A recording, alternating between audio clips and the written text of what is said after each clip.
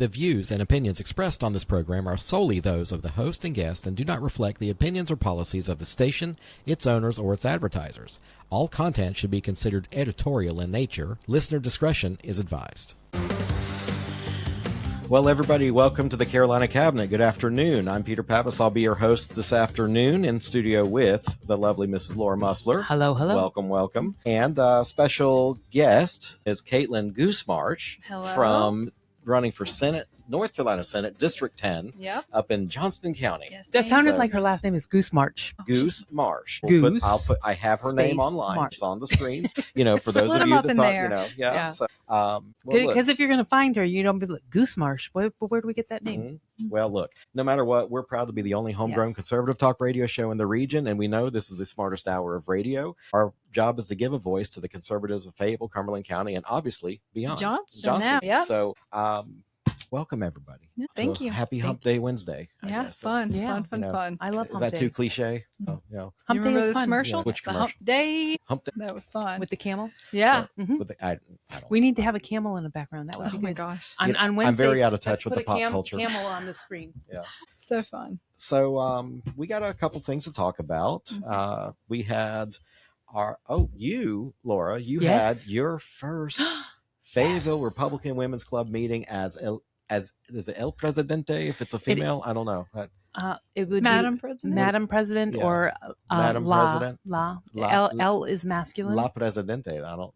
But it I is. don't, all right. Well, whatever. Yeah. You're a I don't know. cisgendered female. We know that. So Right. you I had don't- your first meeting. At Anchor Alley's on Bragg Boulevard. Allie is such a beautiful human being. I love everything about her, and the servers did a phenomenal job, and the new president did a phenomenal job too. If you say so yourself. If I may, Yeah. no, I'm not saying it myself because I left thinking, holy smokes, what did I do wrong? I'm trying to analyze how I could have fixed things or whatever. There were a few hiccups. Yep. We need to get a microphone, but I was sent so many messages saying what a great meeting. It ran efficiently. You did a great job. Mhm. I was even told by somebody he said specifically, I have been to hundreds of Republican Women's Club meetings over the years. He said, and this was the best, most productive, well-run meeting I've ever been to. Yeah. I got bragging rights. So what did you order for food last night? I ordered the honey whiskey chicken thing. It tasted just like I was eating a pancake made of chicken. If you don't like pancakes, that's probably not a good description, but I thought it was phenomenal.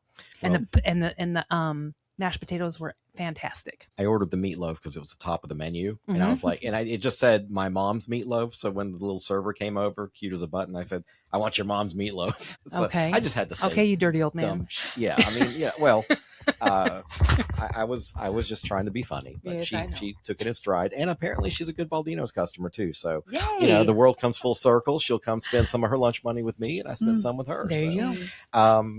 All right. So we had a couple of things. GOP talking points. Oh, great. We got is that a weekly email? I think we're we're getting now. Okay. Yeah. So we get, we're a conservative leaning show, and we are on the lists, many lists, maybe not all good lists, but right. GOP talking points comes out about once a week. Mhm. And this week we have a big win to discuss. So let's dive into this week's. The big headline: for the first time in North Carolina history, registered Republicans have edged out Democrats. That is a pretty big shift. It definitely is. And it's something that the GOP is celebrating as a sign that voters are turning away from the left's policies. But there's another layer here. Always is. So look, because while this is a milestone, the biggest group in the state, it's actually independent voters. And you know what? Both parties are going to have to work harder to earn the trust of folks. They don't want to be labeled red or blue. That's true. So the real key takeaway is just about outnumbering Democrats. It's about having a message that appeals to everybody, people who want practical solutions and not just party, battles. Right. Yeah, we don't want party talking points, but that's our challenge. I mean, how do we reach more mainstream family-focused message that resonates with everybody, not just the base of if you say MAGA Republican or the grassroots Republican, what do we do to engage people that, and I've said before, the people that are going to work, want to live, work, and play someplace safe in a prosperous area? They're just worried about their grocery bill and their mortgage, Right. So how do we reach more of those people? So I think that's a challenge of the North Carolina GOP. Now let's get I would say overall, we have the practical solutions. We are 80% on the 80% 20 issues. So the only thing that I would say for the midterm, we really need to focus on affordability. I think that's probably, yes, one of the biggest aspects. But I will say that our tax for North Carolina has gone down from 4.25% to down to 3.99%. Income tax? Yes. But you don't feel it. You will. You won't. You won't until they cap out the property taxes. No. I'm saying your paycheck that you got on December 12th or 15th or whatever it is. Now you're going to get one on January 15th or January 8th or whatever like that. It's going to be more. It's going to be more, but you're not going to feel it. So in the property taxes for the 70, like Johnston County, right? It's 70%, over 70% we've grown for the property taxes because our property values have gone up. They haven't capped the property value increases. Right. One of the things I've looked at is for that. Well, and see, the property tax increases are based on the market that unfortunately we had COVID years inside of our revaluations. Now, let me share with you from realtor.com. There was an official release on their, it was one of their news items. Official. Ooh, yeah. Housing affordability. So what you mentioned, affordability would require for us to get back to 2019 numbers before it went nutsy. The average mortgage rate would have to go down to 2.65, where right now it's like 6, 5, 6, 7, or you have to make 56% more income. Okay, so we'll get to that. Or house prices have to go down 35% to be back at the 2019 levels. And without really sidelining here, how do we raise wages? You know, wages is not a factor of government. They can't flip the switch and say, oh, raise minimum wage, because that's going to make everything else unaffordable. So what do we have to do to go back to 1965 totals? I mean, that's comparing apples to oranges. Yes, we did have a huge amount of growth and ridiculousness in 2019, but it's going to stabilize and stay. And it's just like when you bought a house in the 60s and you paid $40,000 for it, and you're like, holy smokes, how am I ever going to make that payment again? It's a 3-bedroom, 2-bathroom, ranch house. And what happens is wages do increase. And that housing payment of $400 a month became more and more affordable as time went on. That's the same thing that's going to happen. We ballooned. We went out of control. We are way overpriced. I agree wholeheartedly. In the 60s, 50s, 60s, 70s, though, I think wages grew faster than in any other time in this country. So that was possible then. But now I think the challenge is, how do we equip the next generation of job? We need the plumbers, electricians, the carpenters. 100%. We need the blue collar hands-on guys, because they are the engine of this economy.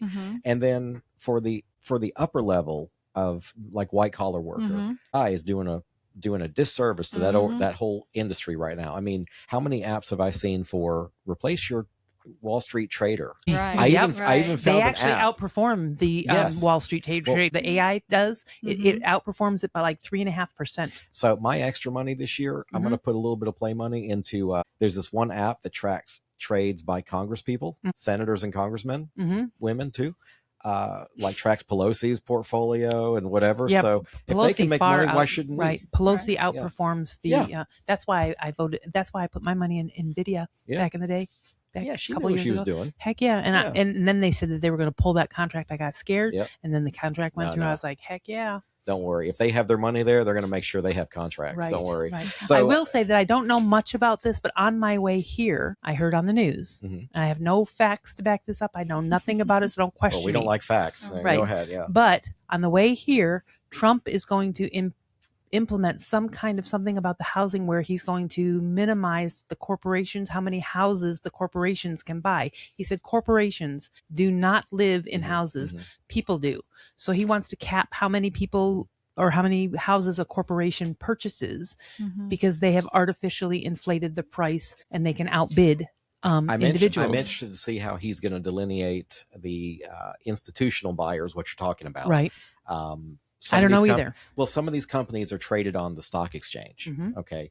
So they have been either building neighborhoods en masse, or they have been acquiring for redevelopment on a large scale. And yes, that does drive up the prices of houses because they can afford to pay more. So they do. But what about, like, for instance, I just got a card this morning for one of my properties. We would like to buy your property. And that company is based out of Raleigh. And to my knowledge, I think they flip 100 or 200 houses a year. and it could be a husband and wife and 10 guys. Right. Mm-hmm. So where are we going to draw the line at? I don't know. Institutional, and because some people do this for a living, Right. you know, and it's not all nefarious. Like if somebody is underwater on their mortgage, Mm-hmm. Mm-hmm. I think we had somebody in our circle even that was helping people that were in foreclosure would go in and say, look, you owe 80,000 on your house. I can take it off your hands, and they can not have that mark against them. They won't lose their house. Right. They'll sell their house. So they'll walk away with some kind of, maybe you should get paid 90 but anyway, these guys are not all evil. No, I never said that they were. However, comma, It's always that damn comment.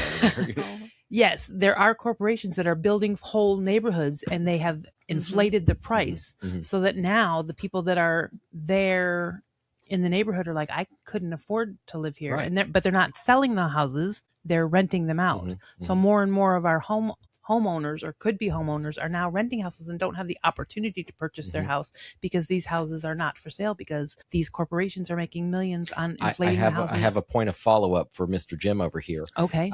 Fayetteville, in our own backyard, Mhm. we had approved a housing project that was being purposely built as single-family homes for rental market, not for sale, but it was like, imagine a condo community Mhm. made up of single-family houses. Mm-hmm. And they would have clubhouse, they would have all that centralized kind of amenity, but we have that in our own backyard here. Now, I don't know, and what I'd like to I follow would up like to on see- is, I know they approved the plan. It was somewhere, I think it was by the airport, so just let me work with you in figuring that out. But I would like to see what the crime rates are there and how the drive through there and get some pictures to see what it's like. I don't think it's been built though. Oh, okay. See, Because I know that when in the neighborhood that I have a house in Hope Mills, Mhm. a beautiful big house, they went ahead and built. They attached to our neighborhood of houses that have to be 2,500 or more square footage. Mhm. They attached. And we also had to have at least an acre, a neighborhood to our neighborhood. They drive through our neighborhood now Mhm. to houses that had to be 1,800 or more square footage, didn't have to be 2-story, and could be on a quarter of an Mhm. acre. So now we have all those homes that we drive through our neighborhood to get to those homes. Mhm. They've all turned into rentals, and it's not a good neighborhood anymore, Right. which has affected we're on a lake. We have a 2-story, 3,000 square foot home on a lake, and that neighborhood being attached to our neighborhood has affected it because it's all rentals now. Mhm. It's crazy. My parents live in a similar neighborhood to that. Like if you go deep enough in the back, it's the larger homes, the older stuff, and then up front are more rentals. Now, but here's the See, that to me is okay. You got to go through there to get to the nicer homes, but to have to drive through our neighborhood, and let me tell you, they drive through the neighborhood bumping their stereos, and the young kids are out there. those damn youngins and their Get those youngins, let me tell you something. Yeah, no, it's they're all. Well, look, just stay strapped, don't get clapped. You know. Oh, I'm always strapped. Just Don't worry about that. But. just lock your doors and run through there. No, but this is the one question, and I think the challenge is, how do you prevent the institutional investor from buying the stuff, or you clamp down on the investment activity? Okay. Or you make it a percentage. But how do you counter that or reconcile that with the housing shortage? There's not enough units coming online. Okay. There is not a housing shortage. We have lots of houses. What we have is the opportunity to purchase them, and we have a shortage of Section 8 housing.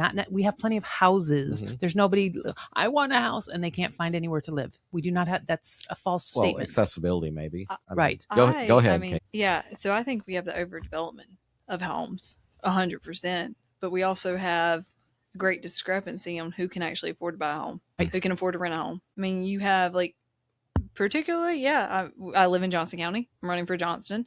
You have places like add-ons, right? So they passed legislation this year where you could add on to your house and additional dwelling unit. Yeah, you can add on to it. Fine and dandy, but you're paying $1,000 to basically sleep in a 1-bedroom apartment and share a kitchen with somebody. $1,000, 1-bedroom apartment, share a kitchen, not even a full apartment. You know, sometimes not even having your own bathroom in that. And I think a lot of people they can't afford it. We have a huge issue with the sheer amount in Johnston County, especially the homeless. In Raleigh, the homeless, everyone's being pushed out from Raleigh. We have the property values are going up astronomically. People can't afford because the property values are going up compared to wages, compared to everything else. So how do we slow that rapid growth without stopping growth? And that's the bigger, I think that's the bigger question. that's the Godfather puppet master Exactly. type thing. Like you Exactly. got to figure out, if I pull here, how's it going to affect this? there? To me, homelessness is more of a mental health issue, and Agreed. rather than economic. Agreed. Economic, though, brings us back to wage stagnation, which is not a government problem. That's correct. The interest rates, the government could, Mhm. but we all saw what happened in 2007 Mhm. when they insisted that everybody has access to home ownership, and you had people with what's called no-doc stated income loans, Right. which means they didn't have to bring a W-2. No. They just said, yeah, I make $100,000 a year. Exactly. And these people, I mean, I'm sorry, but there were drug dealers. There were all Right. kinds of people with illicit activities going on, and they were getting houses. Oh. And then they couldn't afford rent. Well, Johnston in particular, I mean, 70% of our workers, they go outside of Johnston County. So they're commuters. Right? Okay. But we've built homes that are only for people to move there to live and to work outside of Johnston County. Okay. We have homelessness and we can't afford to live there because there's no economic development within Johnston County. Okay. We're building jobs outside. So And you're yes, like a bedroom community, exactly. like a Cary. Entire county of it. Entire county. You go through, and I mean, there's a huge divide because there is a drug epidemic happening in Johnston, but it's unmanaged. Very minimal things have been done to counter it. And I think it's a compilation of all the issues put together with what's happening there. So you have families who are just barely getting by this year because they just can't make it work. Even though they're working full time, even though they're doing XYZ, everything went up. And then you have some families who just born into it, into poverty. And I mean, I grew up in poverty. So like I know the discrepancy between the two is how do we combat that? How do we really combat that? Well, and going back to the voter registration stuff, right? Like, how do we get that message mainstream? How do we get more flies with honey? Right. What do we do to get people to help put in Republican registered folks, if that's who we want as conservatives? Because I still, I know I take hell for this, but I say there are conservative Democrats. They're normally pretty old. They're normally over the 50-year-old, and they're not there anymore. Right. But they do exist. Right. They go to church every week. Right. But it's the mainstream what's happening now. But those conservative Democrats, I think, are pulling away from the Democrat Party and going more towards the independents, because unless you're somewhere like here where you have to be a Democrat to get ahead. Yeah. Well, we're majority minority and majority Democrat. I mean, well, look, in the state, let's see what the numbers were. So out of registered voters, 2.315 million are Republicans and 2.313 Democrats. Yeah, so we have a 2,000 voter lead. That's right. But the independents are much more. And the independents, most independents lean conservative. Yes. So that is an advantage. Unless they don't like you, and then they don't do it. Well, you just got to be sweetness and light, ma'am. You have to learn how to be like, that's something that I'm struggling with, because for most of my life I have been unlikable. Yeah, I don't think that's true. It's true. You're pretty true. No, it is true. I don't think so, but it's okay. Well, look, both sides. In my old senior age, I am learning to become. I did the opposite. I did the young crotchety woman, and I'm turning into the older nice lady. Oh, you're going to bake cookies too? I do bake cookies. I bake cookies too. Yeah. So, look, both sides are going to have to appeal to the mainstream concerns. I mean, that's just what it is. That's what we're going to talk about more with you in a little bit. So the GOP needs local volunteers. We need people to get out the word. We need state level common sense governance. We need people up there that don't forget who voted them in, and more importantly, who didn't vote for them. Because when you're in the seat, you represent the whole 100% that came out to vote. That's correct. Well, you represent the residents, even if they didn't vote. But I talked to a voter before I talked to a non-voter. So the registration, it doesn't equal the turnout. Turnout is not going to guarantee our victory. That's correct. So, and I'll tell you what, I every year they always say this is the most critical election. Every ever. election, every is the election, most critical. I've never said it until right now. Yeah. Because if we don't hold the House, which we got now, this guy died. You're talking the U.S. House now. The U.S. House. Okay. Well, right now in our House, right here, we're one off of the majority. So super majority. Super majority. Yeah. So we have the majority. But if we don't hold the House in the U.S., then we're going to have to go through all this impeachment crap, and it's going to hinder the Trump agenda. It'll just slow it down. That's well, exactly and I right. saw there was an article where Trump was called out for lamenting, if you guys don't vote another Republican majority, they're just going to impeach me. Now, again, people are disconnected from the word impeach to actually out of office. They think to impeach means I'm going to put you on trial. Yeah. There's no trial to get to the support- Senate. Look, if it gets to that point, impeach him, put him on trial. You're not going to find anything. Right. The man, It's waste of money. the man's a lot Waste of of money, things, but waste of dumb energy. is not one of them. So Waste of money, waste of time. And if Yeah. there was anybody that I trust right now to get our economy back online and our gas prices down and our interest rate, it's a businessman. And Donald Trump, if anything, he is a businessman. yeah, but he filed bankruptcy. So what?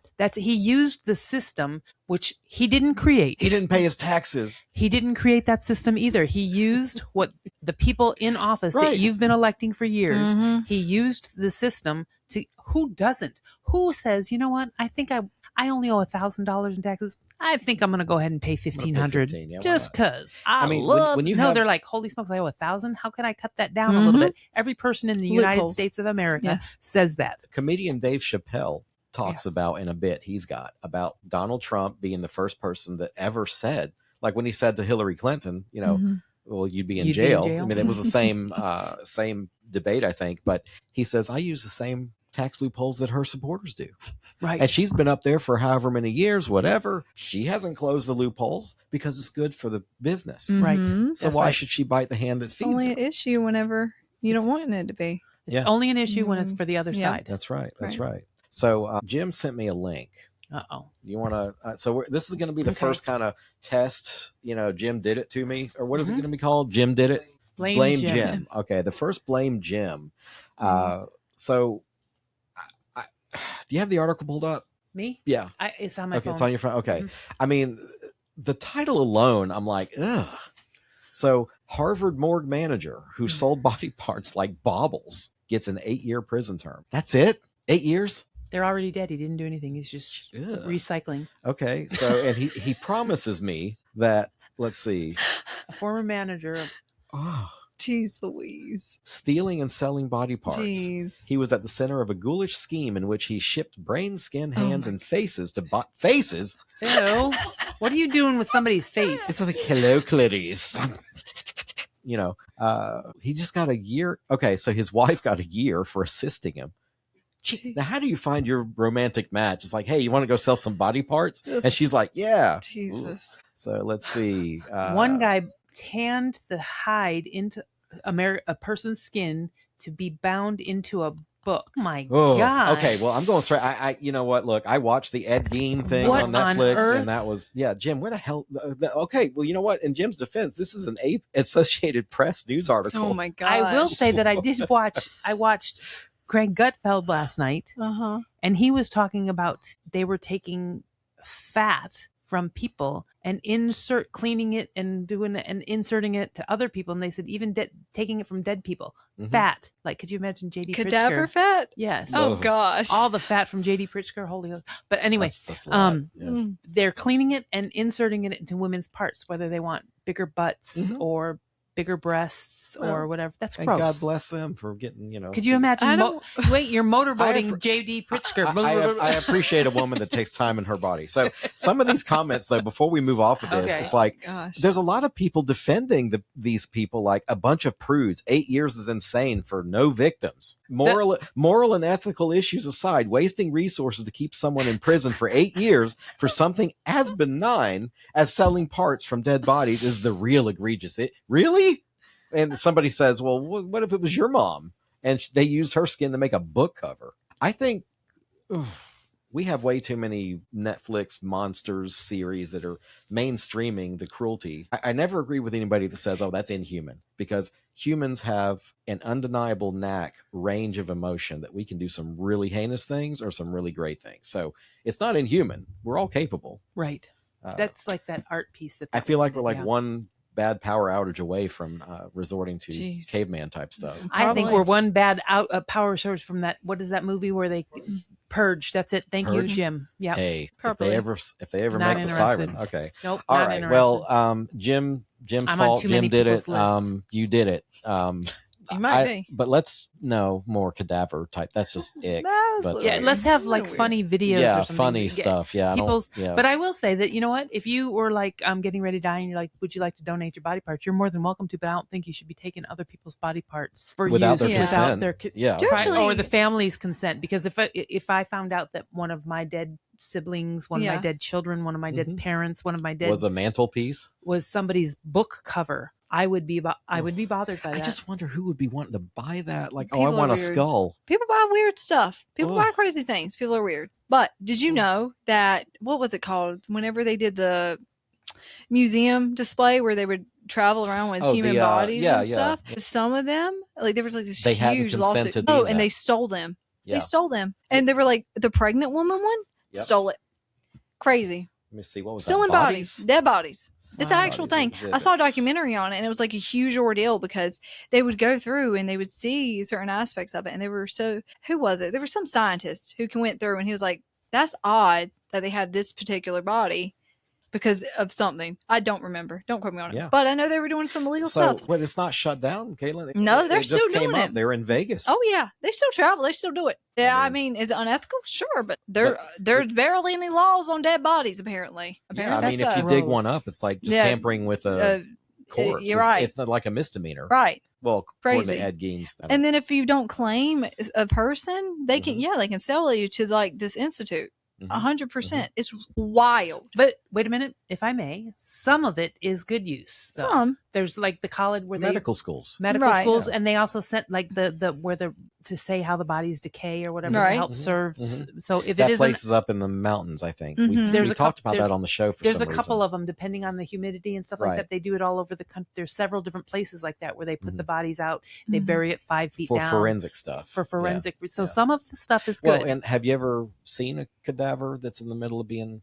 No, it's not really. I have. Oh, dissected? Yes. Okay. So a friend of mine was in medical school, and basically they, I think it's like maybe 4 students get one cadaver, and they name it. They get the life history of the person, and then it's very solemn, very respectful what they do. But I got to see her when she was like, they had just started, so they just taken some skin back. So I actually did it with my son. He was on the table and they had taken, I pulled the covers back because I wanted to see him. So I actually did see that. But after the autopsy? It was after the autopsy and they had, Laura. I'm sorry. Yeah. I want to see my son before you go. I got you. So. I'm sorry. You're a good mom. You're a good mom. Okay, no more dead body shit. Can we not do the dead body thing? No more dead body. All right, look, let's talk about Ms. Caitlin Goose Marsh. I love the name, and Goose. We need to somehow figure out how to talk about why Goose, because it's a term of endearment from your grandpa, isn't it? It is. Okay. Yep. Goose dropped out. So she did. It dropped out. She dropped. Well, she's still on audio. Okay. Jim. Oh. Yeah. Get her back in. Just wait. There's more. Yeah, we can still talk to her even though we can't see her. Yeah, of course. Although she is nice to look at. Do you have a goose? Oh no, I didn't get one. You know, it's actually a lot cheaper to buy a goose, like an actual live goose, than stuffed animal. They're like $100 and something, 20, 30 like the life size, like one who wears a suit. Okay, I don't ever want to see you as a candidate in the chicken stuffed suit. Animal. Well, they're too small. Even like for the arm ones, I'm not spending $40 on an arm stuffed goose when I could spend $23.95 and go buy. I would like to put a call out to anybody who hears this: buy a goose and send it to. I would love it. Send me all the geese. I'd love goose. Would that be considered a campaign contribution if they send you? It would make me very happy. It's a donation in kind. It is. It would also make me happy. And I like to be happy. I love not live goose because you're not home enough to take care of them. Well, if someone has a goose at their house that's real and they want to let me borrow it, I would be more than happy to borrow it. I cannot keep it. I have an HOA, so they do not allow them in the area. Well, welcome back on video to Ms. Caitlin Marsh running for North Carolina. Tell me, Caitlin, what is your address where we could send, if somebody is listening that wants to send a goose to you, a stuffed animal goose, where could they send it right now? Right now? Do you want me to send my address online? Well, it's listed online. No, I'm kidding. We don't know. It's online anyway. It's online. It is if online. You go to my website, go to my website. It's voteforgoose.com, and my address is on there. Also, my email and everything else. I don't want to convert her into what happened to vote Trisha for Goose. Cotham. Yeah. Vote you don't for want me Goose. to get a stalker? Yeah, that would be fun. How do you No, I'm not? kidding. You don't have any stalkers yet? I do. I have one. Okay. All right. I mean, I have a few. You're young yet. You got time. I don't know. I don't Yeah, know. okay. I don't know. Well, So- you don't ever see them coming. That's the Okay. problem. Oh, So but this they're is there. a little bit. This is a little bit that I know about you. You're a Johnston County resident. You're a mom. You're a survivor of domestic violence. Mhm. You're an advocate for families, rural communities, and accountability. Wondering why the hell are you running? Supposedly, you want to add your voice and your lived experience to running. Tell us just a little bit about yourself, and we'll go from there. We'll Well- start the interrogation. Oh, I love it. Well, you read the cliff notes, the highlights. Yeah, That's- I'm 25. I'm the youngest woman to ever run for Senate in North Carolina. The youngest Republican woman, the youngest across the board. Okay. Single mom of 3. A full-time college student. Ambitious, crazy to run for office. Yes, entirely. Self-research, self-launched my entire political campaign. I believe. How bad do you want it? What was the in real estate we say the procuring cause of the deal? So what was the flash in the pan for you that made you say I gotta try to run? Well, I think it's always a compilation of things. So Okay. I was told by 2 people that I should run for Senate, and I was like, yeah, you're crazy. Absolutely not, because of my circumstances in life.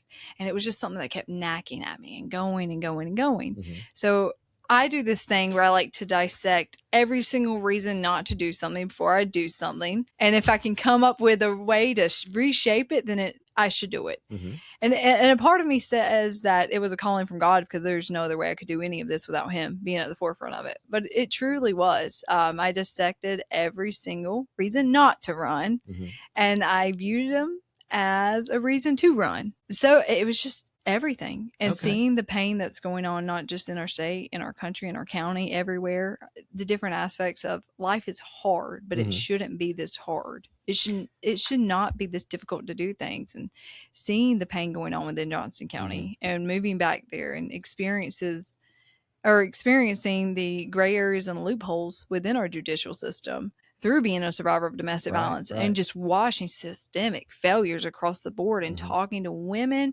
men, anyone, just not even in family court, domestic violence, criminal cases, the great divide across the board with everything.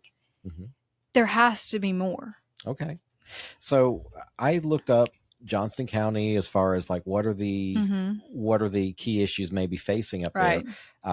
You're knowledgeable about what's in your neighborhood, but just for people that are going to watch, balancing, and I've heard you say this before, balancing the growth, but this time against farmland preservation. Right. Getting some rural infrastructure to keep pace with the development. So does that mean maybe they're after sidewalks and utility stuff? We're at a water deficit. Okay. They're putting, this year alone, we're opening up a bunch of projects to aid with that water issue. Okay. We just put in $84 million into our water waste treatment facility. I mean, we don't have the infrastructure for the growth. So in the past 4 years, I think 50,000 people have moved to Johnston County. We don't have the schools. We don't have the roads. We don't have the utilities. We don't have the manpower. That brings me to the Everyone's next. in the unincorporated. Your property taxes went up, so we're going to have the money to do it. Yeah, they don't. What about public safety? Yeah. And healthcare access? 100%. So we don't have. We don't have. It's just we don't have. do you have with your sheriff's department? Are they fully stocked? They have. I think they may. Definitely not more than 20 sheriffs. I could be completely wrong, but I'm pretty sure they only have either between 17 and 20 sheriffs. They just hired some, all of them patrolling the unincorporated areas. But we're not like Wake County. We don't have a lot of land mass in the same way. We only grew by, I believe it was 0.07 or 0.09% in the past 10 years. What grew? The land mass. Okay. It's just very small. Not Okay. even like a speck. Essentially, our lines didn't change that much. Well, sure. Yeah. But Wake County, they have a higher number of sheriffs because they have more area to go. Is it We because don't. of the area or is it because of the people? Because area. If there's only 3 people in your county, you don't need very many No, sheriffs. there's not. We are not basing it off of density, I believe. It's the unincorporated areas are the most dense, but those are all patrolled by the sheriff's department. We're not in the unincorporated areas. We should be incorporating them, but we don't want to because of taxes. So it's a give and take. What do we want? Bringing it home. So Cumberland County, we've got close to 400,000 residents down here. You guys are around 226,000. Right. but you're characterized as being largely rural with fast suburban growth. So is there a little city or town in Johnston County? Like what's the... Yeah, so there's Clayton, which Clayton, it butts okay. up to Raleigh, or Okay. to Wake County, not Raleigh, but in the same demographic or Okay. geographic location. And then we have Smithfield.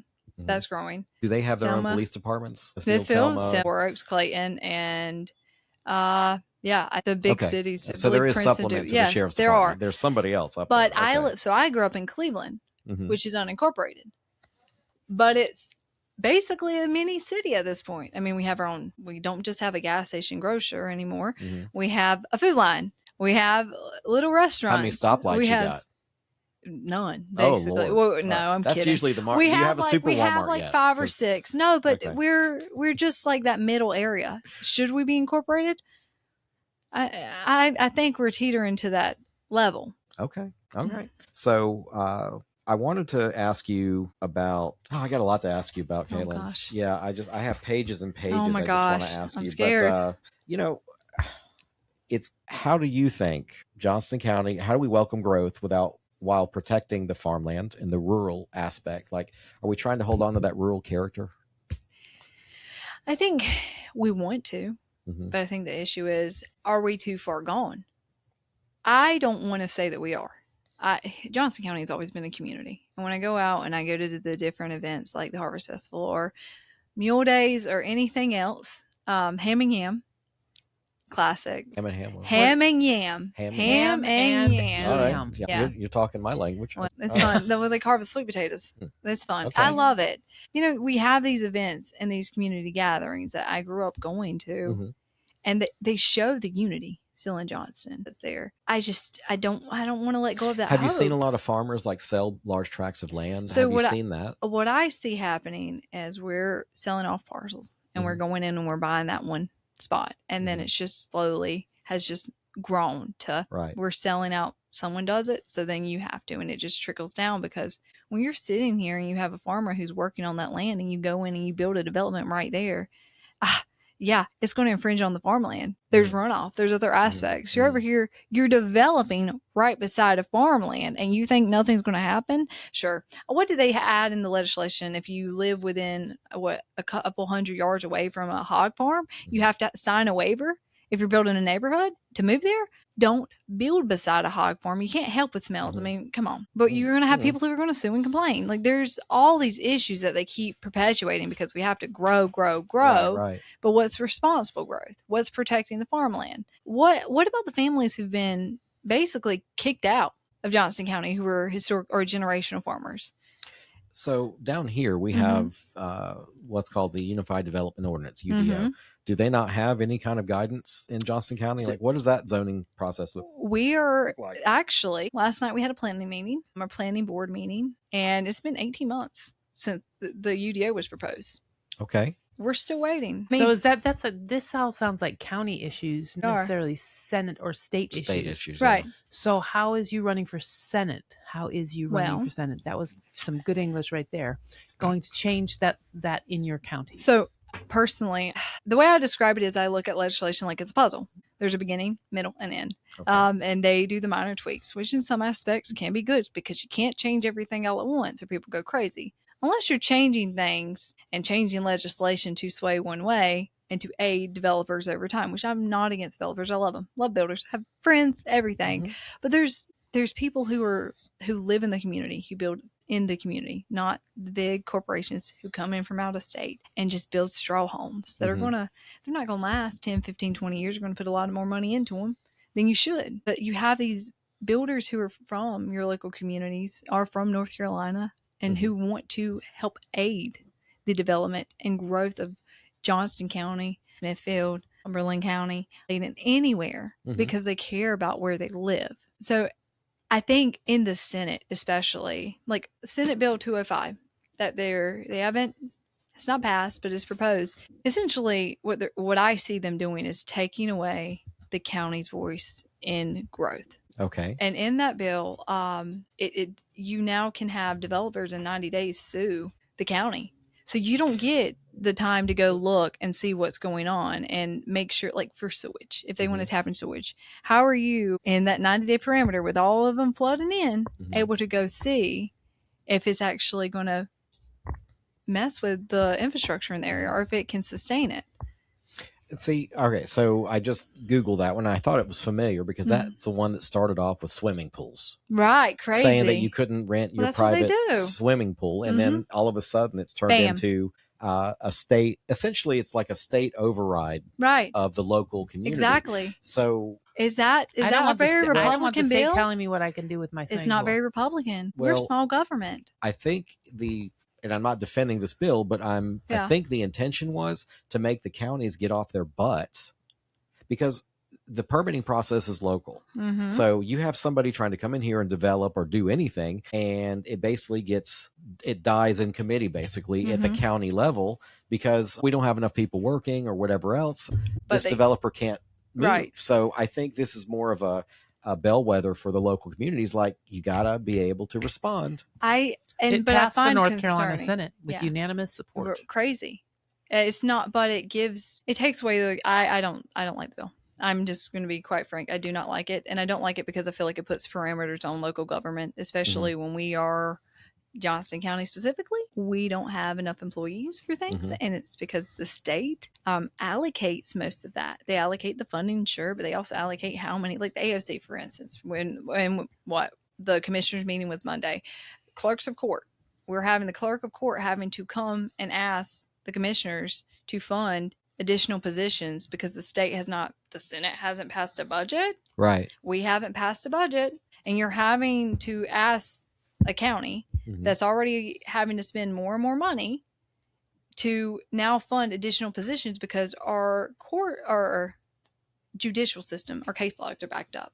So you can't get the filing done. But it's not just the clerks of court. We pull from 3 different counties for a 1 district county for judges. So people are not getting prosecuted correctly. It's not in a timely manner because you have a disconnect with the DA's office and certain judges. Then the magistrates, we're allocated 10 from 2010, but we only have 8. Okay. So it goes into infrastructure failures go in every aspect. And I truly mean that. That's one of my hard pushes. If we don't fix the infrastructure, what is going to happen? What can you do to help pass a budget? A budget? That's like the biggest thing right now. Well, maybe not hold it up in the Senate over a children's hospital, $300 million to a children's hospital that's 30-40 minutes away from the other 3. But it's going to be a drop in the bucket because this isn't just a $300 million children's hospital. I don't even know how much it's going to cost. Billions of dollars. Where do they want to place that? I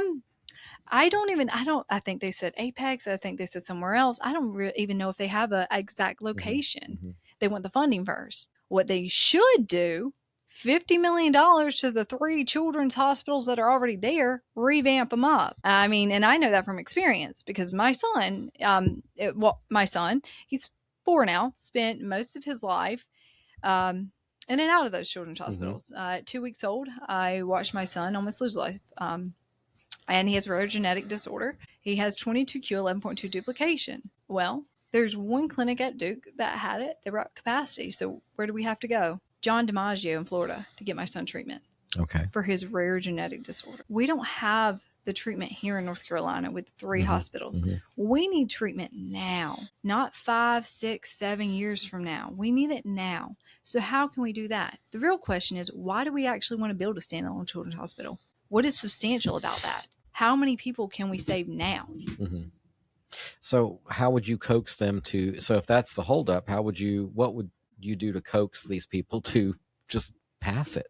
I think that the fact that what they're doing is hurting so many of their own constituents, I think they should just pass it. I don't think what they're doing is very admirable at all. Okay. Truthfully. Okay. Well, that's the children's hospital issue. Yeah. I mean, that's heavy because I don't know. I mean, I don't know what's different with having an exclusive children's hospital versus there's not general practice. I think these are Wake Med Children's, you have Duke Children's, and you have UNC Children's. So all of them are children's hospitals. But the only difference really is that it's standalone. Like it's not connected to a hospital, but are connected to learning doctors or teaching hospital. Okay. Teaching hospital, sorry.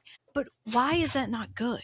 Because then you have research facilities, and then you have this new state-of-the-art things. You have grants. You have people there wanting to learn to take care of your kids. That's amazing. Okay. That's amazing. It truly is. I don't think it would be a very fiscally conservative investment. All right. I think it would be more beneficial to, because it is tax money. It is our tax dollars. I mean, is it argument maybe just it's pork? They just think it's extra and they don't want to approve it? It looks fancy. That's what the point is. It looks fancy. It makes you look nice. You want it. Okay. Is it beneficial, though? Who is it aiding? Because, I mean, will it aid some of the pharmaceutical industries coming? Who knows? What other state level? So we know your background as a DV survivor. What have you seen on a state level that you maybe want to put your own regarding domestic signature violence? on? Yeah. What? We need an overhaul of our family court system. That's for sure. Okay. When you have 2/3 of every family court case contains domestic violence, 2/3, you have a majority. Okay. They've done nothing to aid that. I mean, maybe tweaks. They've done nothing substantial. What would you like to see done? I would like to see, one, I think abuser treatment classes are probably I call it rechameleonizing the chameleon. What are you doing? You're teaching somebody who did something so heinous, and truthfully, the ones who are convicted of severe domestic violence, they get slaps on the wrist. They have to take these classes. You have brutal assaults, grotesque acts being combated with classes where they're then teaching you how to go into court. Is that in lieu of charging them? Well, they're getting charged with it sometimes, but they don't really charge it as harshly as they should. Okay. I mean, and trust me, I know from personal experience, they don't charge domestic violence because of the way they have their tiered system for first-time offenders. This is what people need to start realizing and understanding. When you are in domestic violence and you finally leave and you finally press those charges, it's not the first time, it's the worst time, because that next time you'd be dead. Okay. And I stand by that statement. And it's your job as a Republican and a Republican man to protect women and children. It is your job. So do your job. Protect women and children. I'm not saying men aren't abused too, but I am saying that we need to do more to protect our women and children. That's the bottom line. We need that. So, I mean, look, is it a matter of funding? Is it a matter of judicial reform? Like, where do you think this begins? And I think, truthfully, I think it starts. One of the key pieces of legislation that I have looked at every which way, anti-SLAPP laws, and there's 11 states that do it. So it's the law basically protects a person from malicious prosecution. You are going in and, as a victim of domestic violence, a survivor, going through the family court system, your abuser can then re-abuse you through the criminal justice system or through the family court system. The filing of frivolous court motions. I got you. Yeah, so malicious prosecution. Okay. I thought you were talking about the thing on the books about motions. slapping your wife on the courthouse steps or whatever. No, that's not what it is. Okay, well, sorry. No, that's a little one. That's wild too. And I haven't heard that one yet. Would you try to get that off the books if it were there? Okay. We have some crazy laws. I mean, there's the one about the hotel room. If you're in a hotel room with the opposite sex, you can get charged with a misdemeanor. Crazy. It's still on the books. It is. Yeah. And they still do it. They keep them there so they can add up charges. Okay. Well, we'll get away from Peter's levity. We'll get back to the double slap. What was it? The double slap, anti-slap. So basically you've been beaten up. You're in the domestic violence situation, and they can weaponize family court against you. 100%. So there's all disparagement, right? You're going to court. You talk about your abuse. They can then go file contempt motions against you for disparagement. You don't do you're scared. He's following you from visitation or he's doing XYZ. They can then sue you for being put in unfortunate positions. And they can just keep suing you because anyone can file a motion.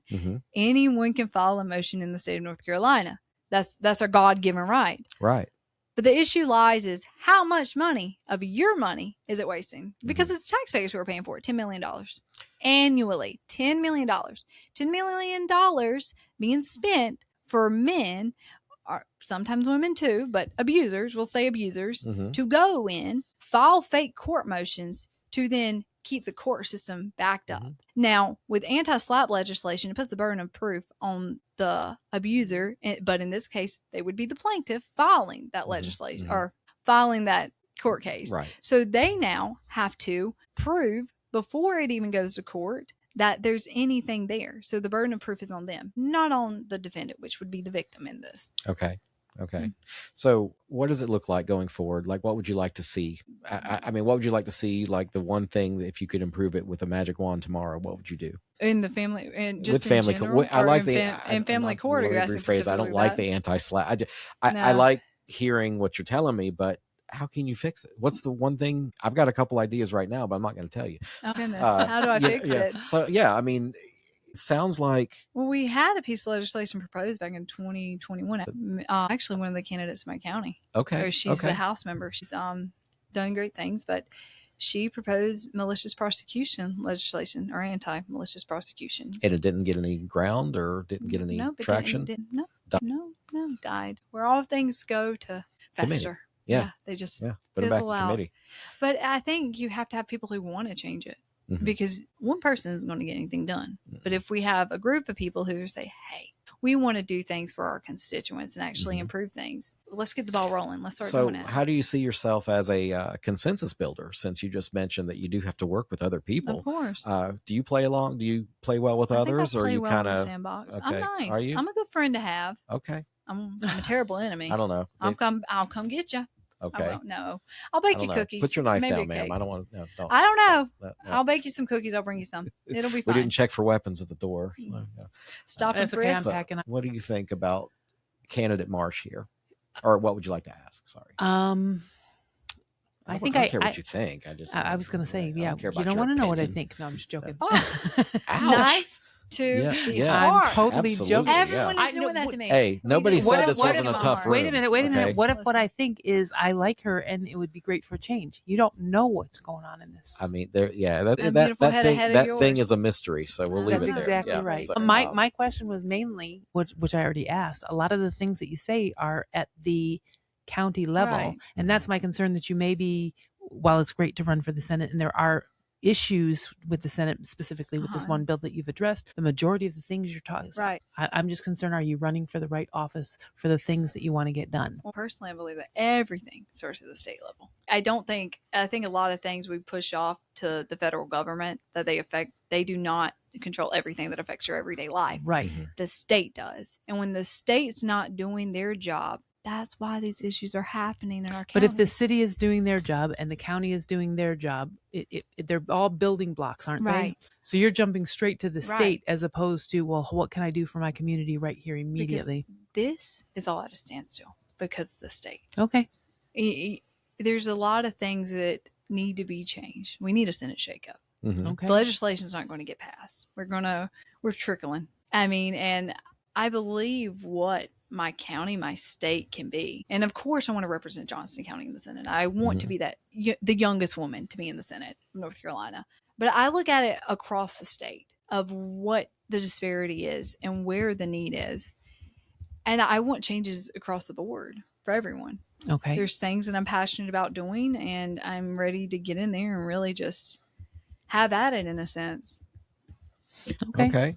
It's just, we've been swimming, Laura and I, in these political shark-infested waters in Cumberland County, where we are majority Democrat.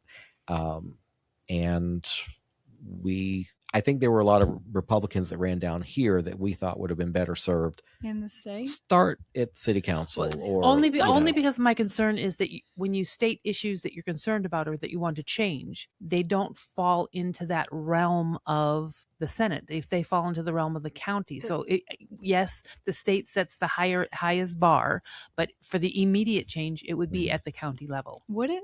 Because personally, from what I've seen, it's, yes, I think that the county controls a lot of it, but I also think that in order to get the stuff done, you have to have it at a state level. I think, well, in my opinion, is the Senate and the state reps have the purse strings of all, all funding. The stuff. It's the funding. That's what and it's your job as a state senator or representative to bring the money back. Exactly. And I told people, they're like, oh, you're just about the money. Yeah, but it's our money. We paid it. Exactly. We need to get it back. So we need a representative that's going to fight. To take care of the things that you need. And I talk a lot about my county because, I'm one county district. Right. So, but in the Senate also, though, you're looking out for everyone. It's all for the entire state. The greater good of the state of North Carolina, 110%. But I think a lot of, like you mentioned, it's the building blocks. You start here, there, and you build your way up. I think that sometimes is what's wrong with it. You're going through the pipeline. You're being cherry picked. Maybe you lose some of your fire if you go Yes. through the standard. It's completely different to run the way I'm running. I'm not. It's fun. Oh, lots of fun. It is hard. But just because something's hard doesn't mean you shouldn't do it. Tell me the favorite part of running for office. What do you like favorite part about the it? most? Honestly, I think it's going out and meeting everyone and just going at it. Really, Okay. not in a bad way, but just hitting the ground running every single day. Just saying, "Hi, I'm Goose. Nice to meet you," or "Hi, I'm Caitlin Goose Marsh, running for North Carolina State Senate District 10, the Republican challenger for Johnston County." It's a mouthful, but going up to people, shaking their hands, forcing myself to get out of my comfort zone, hearing the stories of my community, hearing the stories across the state, even in Wake County, going out and doing things and learning so much that you wouldn't know. Even just learning how to run for office. I did that. No one told me how to run for office. I went online. I read some books. Educated myself at 25, single mom of 3. Educated herself to run for office. I haven't asked how I normally like to ask, but you're in college. Right. What are you going to be when you grow up? What is this degree that you're pursuing? So I originally started, I was going to go for law school. That's kind of where you're going to have enough people hate you after running for office. So you don't need to be a lawyer. You don't need to be a lawyer. So that's where I kind of got my niche for reading legislation started a while ago. Hey, I love if that's what I'm you like really to cozy good up at to at night. Then I don't know. Case law really, I don't know. It just does something for me. I build my own cases. Like I would write my own You're case a law nerd, is what you're telling me. I'm a little bit. I'm a hot nerd, but I'm a nerd. Okay. I'm going to put that on screen. Hot nerd. No, but it was reading that, and I enjoy helping people. I truly do. My heart is in the right place, and I think that maybe that's the difference. I'm not for political ambition. I truly am going to change stuff and everything. For everyone. I want people's lives to be better. I care about my community. I care about the state. I love North Carolina. It's my home. It's just, I'm passionate about it. I really am. I just thought it was for the money. I mean, what is it? $13,000 a year you're going to get? No. Hey, I don't know. That'll keep me in McDonald's. It might. Hey, but you can finagle a lot with $13,000. You really can. I'm resourceful. I bet, yeah. I've only spent less than $3,000 on this campaign. Okay. And I think I've done okay. I think I might have. You've got so you do have an incumbent opponent in the Republican primary. And I don't want to, because we are going to invite him as well. So we're not going to be, I'm not going to let you beat up on him too bad. I would never do that. How many terms has he been? Is it just one or two? He started back in 22, second. 23. So 2 terms. This is a second term. He's running for a third. Yes, he is. Okay. All right. You've got a passion for what you're doing. You're you speak so fast sometimes, though. I'm like, know. Say that again. Hillbilly. When you listen, hillbilly, when you tell about your son's condition, I'm like, what? I talk fast. Yeah, it's ADHD and I'm a redneck. It's okay. Don't let it fool you. Okay. Okay. It's fun. That's something that I'm taking as a communication class. Yeah. And they're saying if it sounds too slow for you, it's good. It's good, because I do the same thing. I get excited. I start talking faster, and it's like, what did you just say? Yep. I know. Well, that's around why you here, me to put captions on. Here in the South, the slower the better. We need to walk around with a sign. This is what Caitlin's saying. Yes. I know she sounds like a redneck, but please, she knows what she's talking about. I have a tendency to surprise a lot of people. Yeah. I think I do, at least. You got a brain up there, is what you're saying? I think so. Okay. It's not hollow. Caitlin Marsh, candidate for Senate District 10. We appreciate you joining us and sharing your vision for Johnston County. We'll continue bringing voter conversations with everyone involved in shaping our region's future. So thanks for being here this afternoon. So, Laura, anything for the good of the viewers? Anything on mind before we wrap it up? Nope. I look forward to seeing everybody Monday night. Monday night. Oh yeah, Monday night, our other show. Yeah, our Monday Night Football. Oh, almighty. No, we record Mondays at 6, Wednesdays at 2, and I swear our weeks are just running together. They sure are. But we're close to 200 episodes. Wow. Yeah, buddy. We are. I thought we crossed it, but for some reason my numbering system doesn't match the official numbering on Spotify. Okay. So I have to line those up, but anyway, so everybody watching, we appreciate you joining us this afternoon. And until next time, we are the Carolina Cabinet.